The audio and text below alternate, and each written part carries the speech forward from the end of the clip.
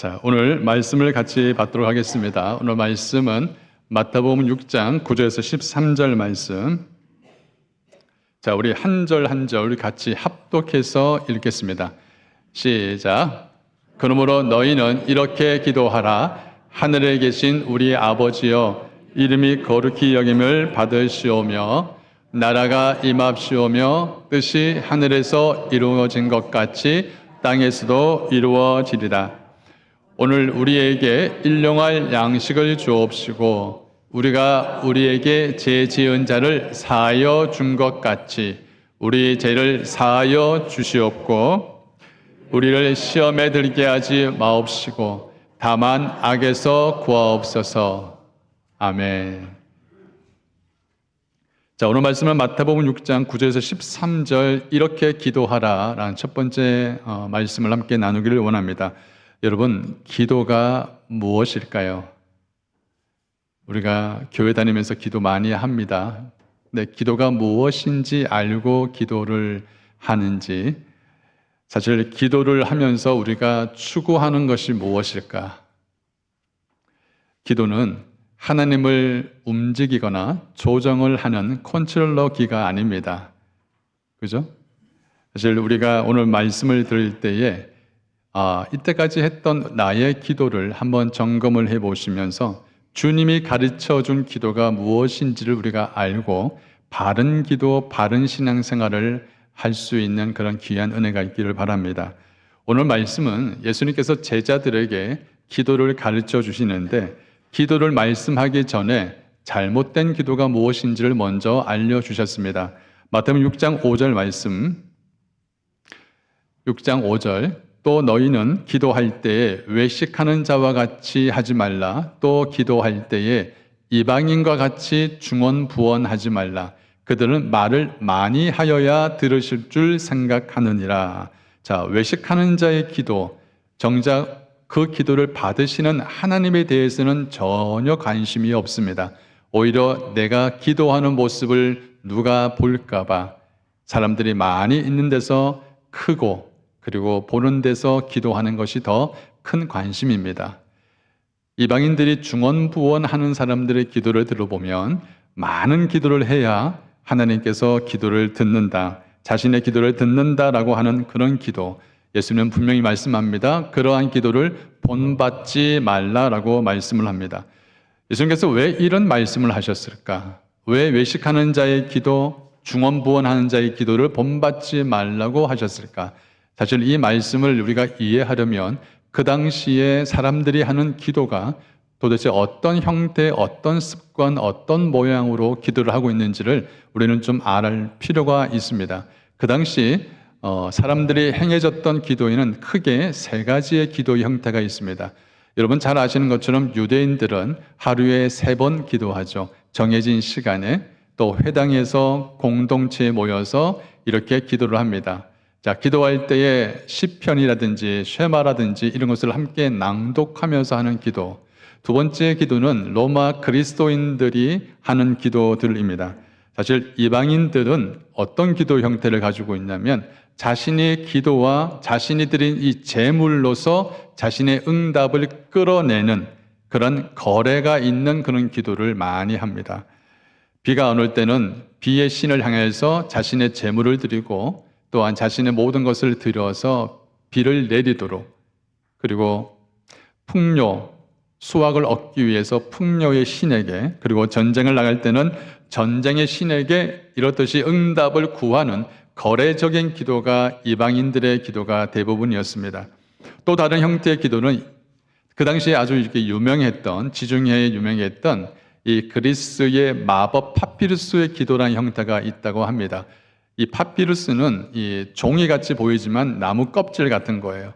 그 껍질에다가 자신들의 어떤 신을 알에게 신의 관심을 갖기 위해서 막 쓰여진 그 글들이 있습니다. 이것을 계속 반복하면 이 주문과 같은 거죠. 계속 반복하면 이 기도를 들은 신이 감동하여서 자기에게 응답을 한다는 거죠. 예수님께서 본받지 말라고 한 것은 반복적인 기도를 하지 말라가 아닙니다. 반복적인 기도를 하면 응답을 한다라는 어떤 잘못된 믿음에서 나온 기도를 경계하신 거예요. 여러분 혹시 아시는지 모르겠습니다. 남녀효령개교라는 그 이단 종교가 있습니다. 그 사람들은 그냥 벽을 향하여서 앉아서 계속 똑같은 말들을 반복하고 중얼중얼 외우는 거죠. 사랑하는 성도님들, 기도를 들으시는 하나님에 대해서 전혀 인격적인 관계가 오고 가지 않은 채 그냥 내가 읽고 반복을 하면, 내가 열심히 노력을 하면, 재물을 열심히 드리면 기도를 응답을 할 것이다 라는 이러한 생각. 여러분, 이런 생각의 그 내면 깊은 곳에는 뭐가 있냐면, 나의 시간과 나의 목적에 맞게끔 노력을 하고 반복을 하면 신이 응답을 하신다는 어떤 인위적인 그 욕구가 그 안에 담겨 있습니다. 내 노력에 의해서 신이 설득되어서 응답을 하신다라는 그런 신앙관이 그 안에 담겨져 있는 거죠. 사실 우리가 옛날에 하나님을 알기 전에 이런 들었던 기도의 형태를 보면 어쩌면 이런 기도가 많이 있습니다. 저희 어머니도 예수를 믿기 전에 절에 다니면 보통 이게 3,000배를 하죠. 여러분, 저도 한번 따라 해봤습니다. 한번 100배, 200배 따라 해봤는데 그게 쉽지 않거든요. 3,000배를 하면 막 다리가 후들후들 떨리고 참 하기 힘든데 지극정성을 하면 감동을 받는다. 여러분, 이것은 어떠한 기도를 듣는 신에 대한 인격적인 관계는 전혀 없는 거죠. 예수님께서 정성을 드린다는 것을 부정한 것이 아닙니다. 부정한 것이 아니라 내가 노력을 해서 내가 인위적으로 신을 움직이려고 하는 그런 기도의 형태를 조심하라고 경계한 것입니다. 여러분, 바른 기도의 시작과 끝은 내게 있는 것이 아니라 하나님께 온전히 맡길 때에 온전한 기도가 되어지는 줄 믿습니다. 아멘. 이런 잘못된 기도가 많이 팽배해져 있었어요. 이런 잘못된 기도가 많이 사람들 속에, 생각 속에 깊이 뿌리 박혀 있다 보니까 예수님은 그때 제자들에게 생각지 않았던 메시지를 던집니다. 9절 말씀, 8절 말씀 우리 같이 읽겠습니다. 이제 이 세상, 이게 아닌데 8절 다시 시작. 그러므로 그들을 본받지 말라. 구하기 전에 너에게 있어야 할 것을 하나님 너희 아버지께서 아시느니라. 아멘. 우리가 구하는 것을 이미 아시는 하나님, 너에게 뭐가 있어야 할 것을 아시는 그 하나님께서 그 기도를 듣는다는 것. 사실 하나님께서 우리가 어떤 마음, 어떤 심령으로 기도하는지 알고 있습니다. 그리고 우리가 정말 무엇이 너에게 필요한지, 무엇이 가장 중요한지, 너에게 가장 필요한 것이 무엇인지를 아시는 분이 바로 우리 하나님이십니다. 만약에 이 사실이 믿어진다면 내가 열심히 말을 반복을 많이 해서 아니면 열심히 땀을 흘려서 노력을 해서 응답을 받을 거라는 것에 목매이지 않습니다. 다시 한번 생각해 보십시오.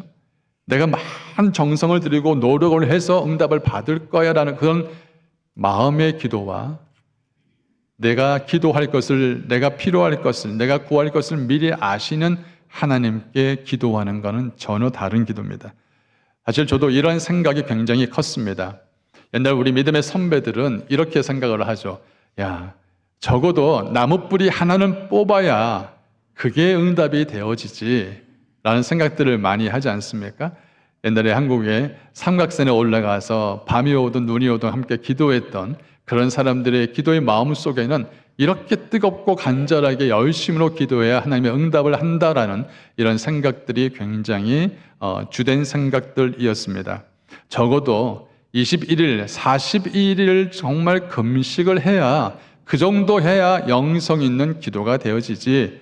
여러분, 이 말들은 결코 100% 맞는 말이 아닙니다. 또 어떤 이런 말들이 있죠. 하나님은 예수를 처음 믿는 사람들의 기도를 잘 들어주신다. 그런 말들을 하지 않습니까? 사실 그것도 맞는 말은 아닙니다.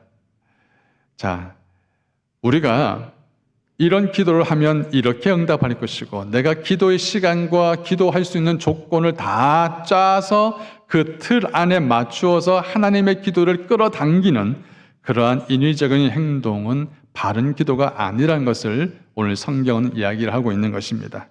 우리는 기억해야 합니다. 우리의 시간표와 하나님의 시간표는 다릅니다. 우리가 원하는 응답과 하나님이 내게 주시는 응답의 방식은 다를 수 있는 것입니다. 아멘. 예수님께서 이 말씀에 대해서 사실 이런 이야기를 하니까 제자들은 혼동을 합니다. 그러면 예수님 도대체 어떻게 기도를 해야 합니까? 어떤 기도가 바른 기도가 될 수 있습니까? 라고 묻습니다. 그때 예수님께서 이 바른 기도에 대해서 말씀을 하기 전에 기도를 들으시는 하나님이 어떤 분인지에 대해서 정확하게 지적을 하고 있습니다. 자, 마태복음 6장 말씀에 하나님께서 가장 강조하는 부분 중에 하나가 우리의 기도를 들으시는 그 하나님이 어떤 분인지에 대해서 말씀 구구절절히 다 숨겨놨습니다. 자, 한번 볼까요? 마태복음 6장 1절 말씀. 사람에게 보이려고 그들 앞에서 의를 행하지 말라. 그 후반절을 보면 하늘에 계신 너희 누구? 아버지께서, 너희 아버지께서. 4절 말씀, 구제할 때에 은밀한 중에 보시는 누구요? 너희 아버지께서. 그죠? 그 다음 구절, 너희가 기도할 때에 골방에 들어 은밀한 중에 기도할 때에 기도를 들으신 그분이 누구? 내 아버지께서 갚으신다. 8절 다시 한번 시작. 그러므로 너희는 그들을 본받지 말라. 구하기 전에 너희에게 있어야 할 것을 하나님 너희 아버지께서 아시느니라 라고 이야기를 합니다. 자, 이 말씀은 굉장히 중요한 부분입니다. 왜냐하면 이 유대인들은, 이 팔레스타인 지역에 살고 있는 유대인들은 자기들이 알고 있고 믿고 있는 그 하나님은 크고 두려운 유일하신 하나님이었습니다. 그죠? 신명기 6장 4절을 보면 이스라엘아 들으라 우리 하나님 여호와는 오직 하나인 여호와시니, 오직 하나인 여호와이시니 유일한 하나님입니다. 그래서 그 크고 놀랍고 위대하고 두렵고 떨리는 그 하나님, 여호와 하나님과 지금 예수님께서 말씀하시는 너희 기도를 들으시는 그 하나님이 너의 아버지라는 것과 여러분 전혀 다른 개념과 같은 느껴지잖아요. 하나님을 아버지로 여기는 신앙과 하나님을 위대하고 위일하시고 크시고 두려우신 하나님으로 믿는 신앙과 여러분 어떨까요? 이건 맞다 틀리다의 문제가 아닙니다. 맞다 틀리다의 문제가 아니에요. 이전까지 이 유대인들은 하나님을 가까이 갈 수도 없고 볼 수도 없고 감히 부를 수도 없는 그런 존재였습니다. 유대인들은 하나님을 부를 때 아브라함의 하나님, 이삭의 하나님, 야곱의 하나님이라 부르고 이들이 성경을 읽을 때 여호와라는 단어가 나오면 너무 이 단어가 거룩하고 두려워서 여호와, 야훼라는 단어를 쓰지 않고 오히려 주님, 아도나이라는 단어를 바꿔 써서 그 성경을 읽기도 했다고 합니다. 자, 그 하나님은 어떤 하나님인가? 죄를 지은 자에게 심판을 하시는 두렵고도 떨리는 그 하나님. 자, 그런 하나님이 알고 있고 그런 신앙관을 갖고 있는 이 제자들에게 예수님이 소개했던 하나님은 전혀 다른 하나님과 같은 거죠. 너희 아버지라고 말합니다. 자, 여러분 예수님께서 하나님을 아버지라 불렀는 것은 이상한 게 아니죠. 왜? 하나님은 성부 하나님. 그렇죠? 성부 하나님. 예수님은 성자 하나님. 아들이 아버지를 아버지라 부르는 것이 여러분 이상한 게 아니죠. 그러니까 예수님께서는 하나님을 아버지라 부르는 것이 전혀 이상하지 않습니다. 그리고 예수님이 제자들에게 하나님을 아버지라고 소개를 하는 것이죠. 여러분, 우리는 하나님을 믿는 그리스도인들입니다. 그 그리스도인들이 하나님을 아버지로 여기는 신앙이 우리 신앙에는 정말 필요합니다. 여러분, 하나님을 믿는 그리스도인이죠. 여러분에게 묻고 싶습니다. 우리 하나님이 우리의 아버지가 되심을 믿으십니까? 그러면 결국은 우리는 하나님의 뭐가 되죠? 자녀가 되는 것이죠. 요한복음 우리 1장 12절 같이 읽겠습니다. 영접하는 자 곧 그 이름을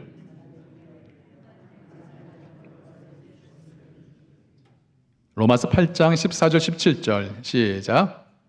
하나님의 영으로 인도함을 받는 사람은 하나님의 아들이라. 너희는 양자의 영을 받았으므로 아바 아버지라 부르짖느니라. 아멘. 아바 아버지라 부르짖느니라.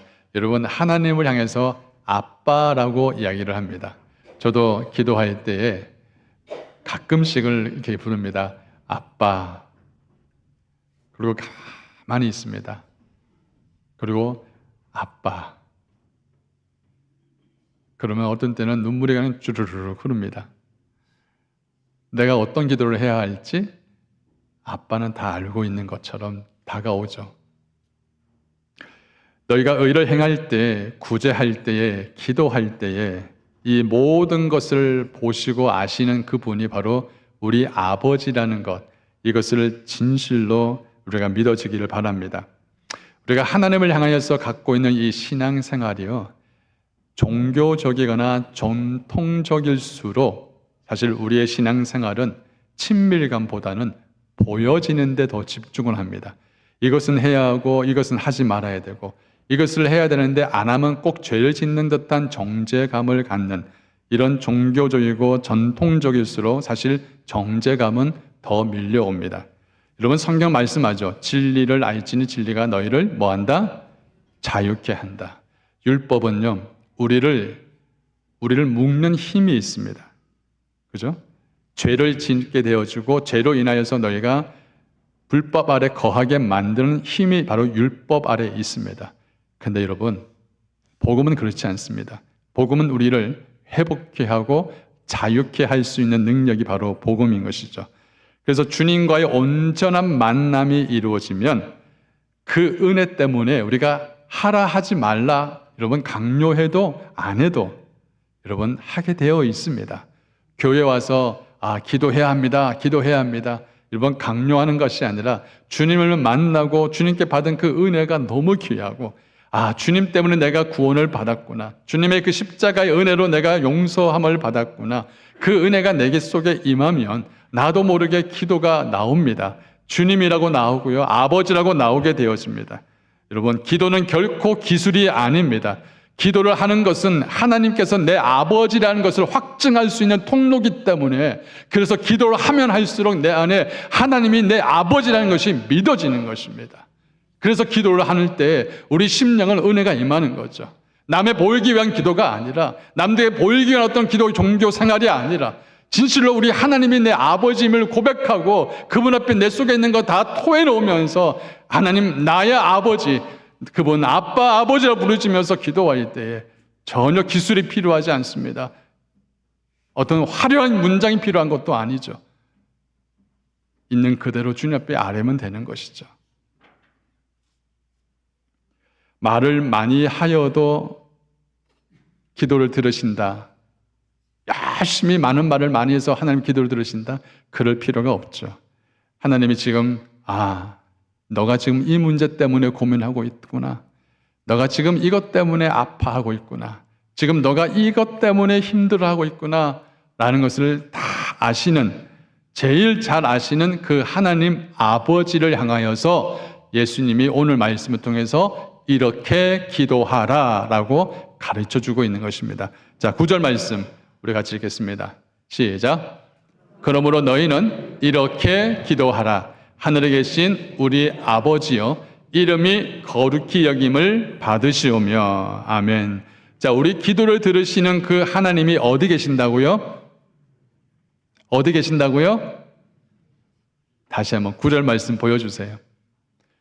우리 기도를 들으시는 하나님이 어디 계신다고요? 하늘에 계신다고. 여러분, 이 하늘이라는 것은 우리의 눈에 보이는 푸른 하늘, 어떤 지정적인 그러한 장소적인 개념이 아니라 바로 온 인류와 모든 만물과 열방을 통치하시는, 다스리시는 그 하나님의 전능하심과 그 주권이 있는 곳, 그것이 바로 이 하늘이라는 것입니다. 여러분, 하늘에 계신 우리 아버지와 그리고 이 땅의 인간이 자기 피로 의해서 만들어 온 이 세상의 수많은 우상들과 여러분 전혀 다른 개념이죠.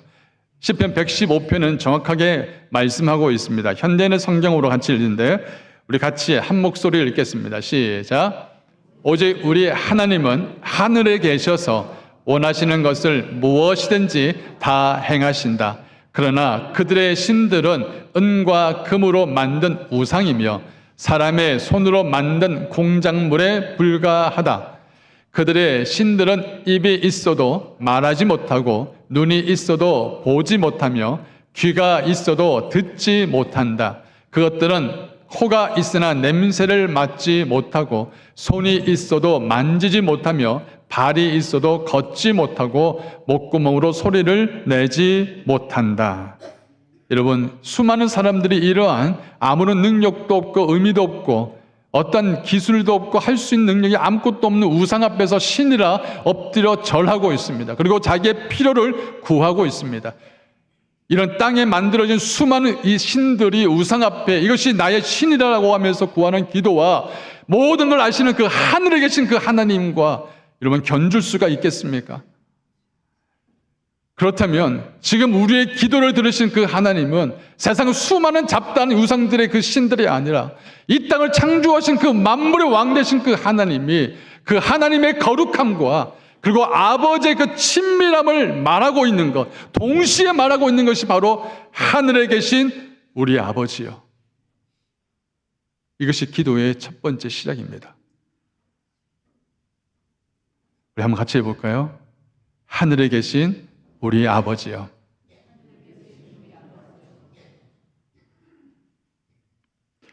우리가 드리는 주님이 가르쳐주신 이 주기도문의 시작이 바로 그 전능하신 그 하나님과 우리를 너무너무 사랑하시고 우리를 인내하시고 끝까지 함께 하시겠다는 아버지의 사랑이 함께 어우러져 있는 이 기도를 우리에게 알려주고 있는 것입니다.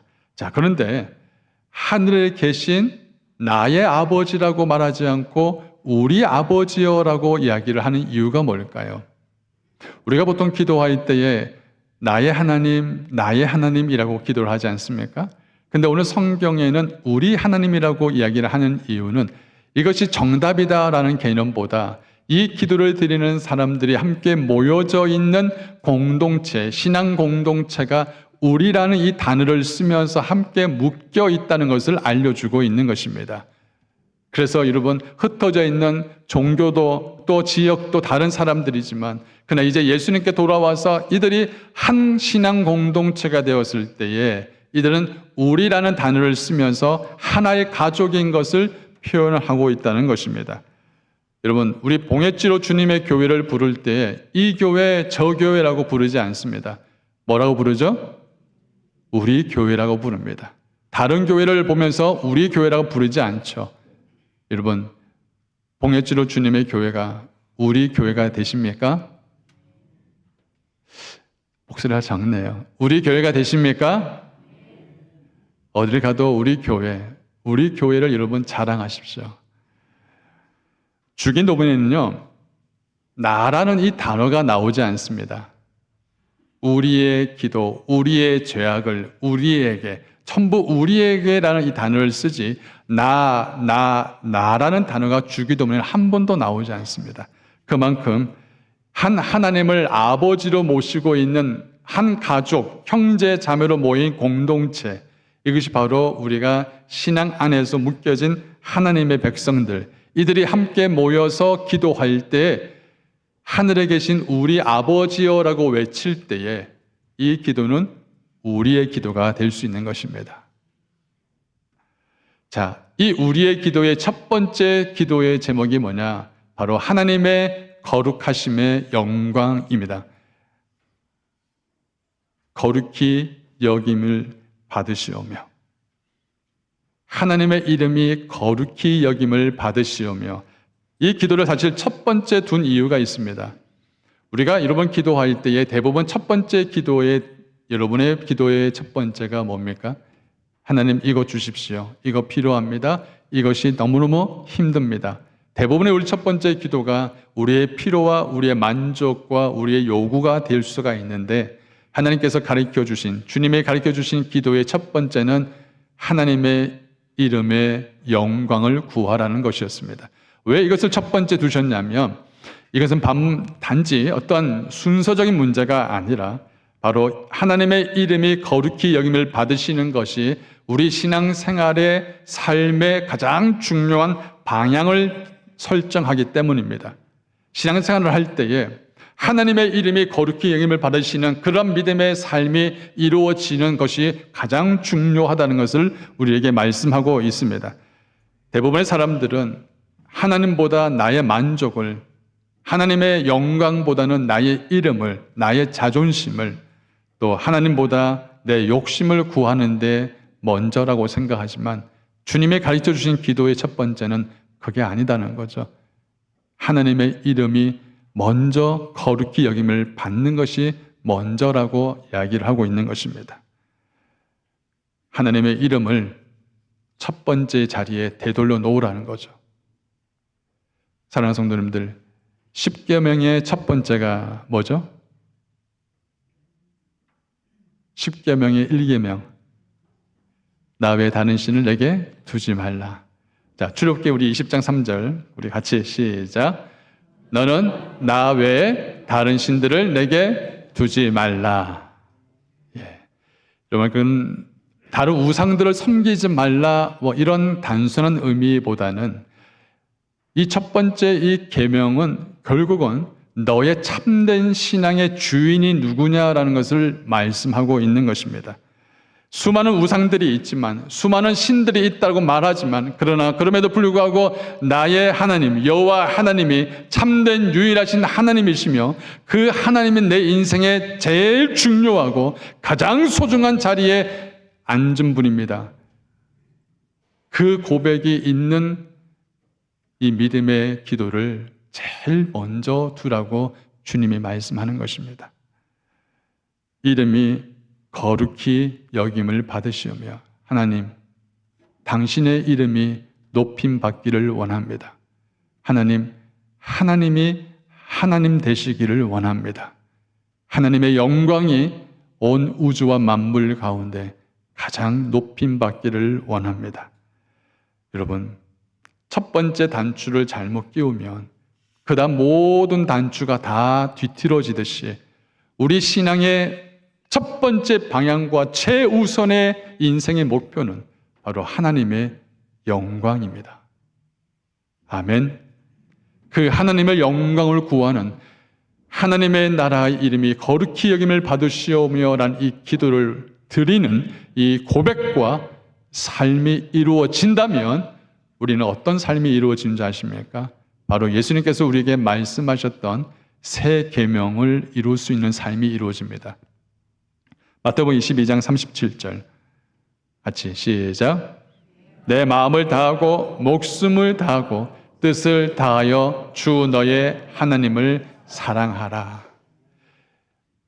첫 번째 내 삶의 우선순위와 첫 번째 내 인생의 가장 소중한, 가장 가치 있는 것에 그 참된 주인이 하나님이십니다라는 이 고백을 드릴 때, 이 고백과 맞는 삶이 이루어질 때에 결국은 주님이 말씀하셨던 내 이웃을 또 하나님을 마음을 다해 힘을 다해서 사랑하라는 그 삶을 살 수 있게 되어집니다.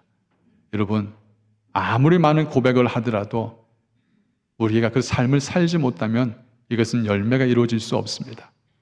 고백을 잘하는 것보다 한 고백을 하더라도 이 고백다운 삶을 살아낼 수 있는 그 은혜가 우리 온 교회에 있기를 간절히 소원합니다. 아멘. 우리가 왜 마음을 다하고 힘을 다하여 목숨을 다하여 우리 하나님을 사랑하지 않는 이유가 무엇일까? 왜 마음은 그렇게 사랑하고 싶다고 말하지만, 고백은 그렇게 말하지만 정작 내가 우리 여호와 하나님을 가장 첫 번째로 두지 않는지 그 이유가 무엇일까? 그것은 바로 다른 이유가 아니라 하나님이 내 삶의 참 주인이 되지 못하기 때문입니다. 우리가 하나님 앞에 섰을 때에 내가 나의 주인 되는 삶을 살면 모든 게 내 뜻대로 되지 않으면 화가 나고 분이 나고 힘듭니다. 그러나 하나님이 내 삶의 첫 번째가 되어지면 하나님의 뜻이 있구나. 하나님께서 말씀하시는구나. 하나님 분명한 계획이 있구나. 이렇게 모든 생각을 내 좁은 선입관이 아니라 하나님의 마음으로 관점으로 보게 되어집니다. 어려움이 와도 감사할 일이 생겨도 모든 초점을 하나님께 맞춰지는 거예요. 그러니까 그 신앙생활은요, 감사할 수밖에 없는 거예요. 아멘. 저는 우리 성도님들 삶의 인생 가운데서 우리 하나님이 가장 소중하고 가장 귀한 자리에 그분이 서 있기를 간절히 소원합니다. 우리 같이 외칠까요? 하늘에 계신 우리 아버지여, 이름이 거룩히 여김을 받으시오며. 기도하겠습니다.